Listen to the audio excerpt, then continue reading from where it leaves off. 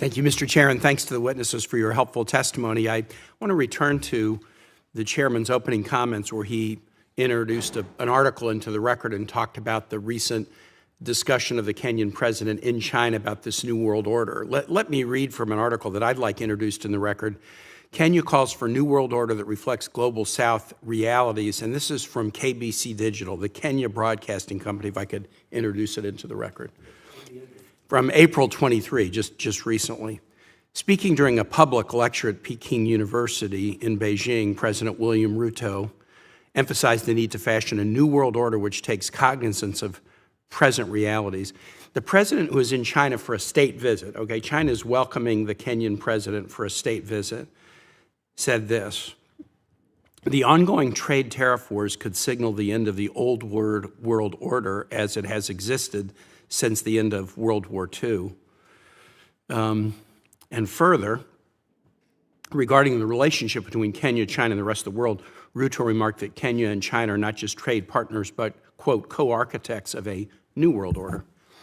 So his comments are putting the U.S. in the old world order that has not helped the Global South. This is what he is asserting, whether or not it's true, how true it is. He's suggesting that the trade wars might be the destruction of the old world order and the creation of a new world order where China and Kenya and other nations focus more attention on the Global South.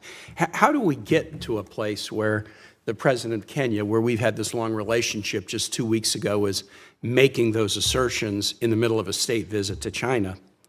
I do think comments that have been made by my colleagues, the recent apparent abandonment of PEPFAR, the defunding of USAID, NED, the DFC, the MCC, the YALI program, which also has a presence at the University of Virginia.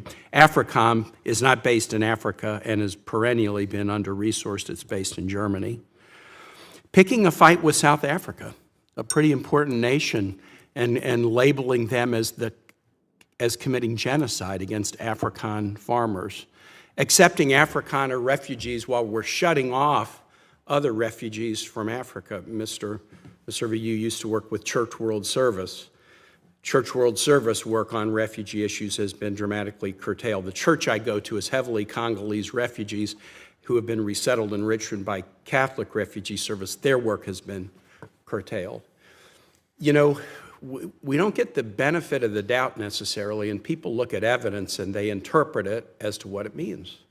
And what they're interpreting, the evidence that I've cited and other bits of evidence, is that the U.S. is, you know, to put it charitably, uninterested, and to put it not so charitably, affirmatively disinterested. And that leads a president like President Ruto to make those kinds of comments, almost gleefully hoping that Donald Trump's tariff war will destroy the world order that the U.S. created in the aftermath of World War II to the benefit not only of the United States, but other nations all over the world. We've got to reverse this. We have to reverse it. And I hear this all over Latin America as I travel there. We'd rather deal with you than with China. I think in the Americas, there's even a closer cultural connection because of migration patterns and family ties, but there are with Africa as well. We'd rather deal with you than China, but you got to have something on the table. And China does, and they're not going anywhere. And yeah, the conditions may be bad, and yeah, there are strings attached, and yeah, they may not perform, but they got something on the table. What do you have on the table? The things we've had on the table are being hollowed out. And, you know, we can wring our hands about this all we want in this committee, but if we keep wringing out the architecture of the relationships with Africa or other parts of the world, China's got stuff on the table. They're going to continue to. I don't know so much about Russia or Iran. Their staying power. China's going to have staying power. I wanted to ask you, Ambassador Gavin, one question, and you were getting to it sort of at the end of the Q&A with Senator Cornyn. I thought it was intriguing in your comments, your opening comments about, hey, let's look at East Africa in connection with Yemen. You know, we divide CENTCOM from AFRICOM. We divide in this committee, you know, Africa from the MENA region. Talk a little bit about what a coordinated Red Sea strategy might look like.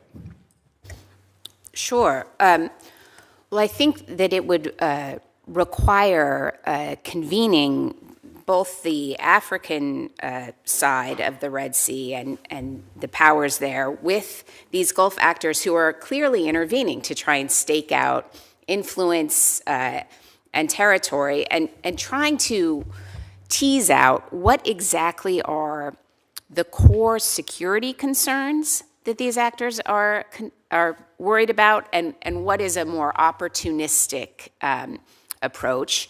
And ultimately, these two regions are going to need to build an institutional security architecture, and we can assist with that. But our own thinking about U.S. security in the Red Sea, in the Bab el-Mandeb, and the Gulf of Aden, we need to be thinking much more holistically and bringing the expertise from our different communities to bear.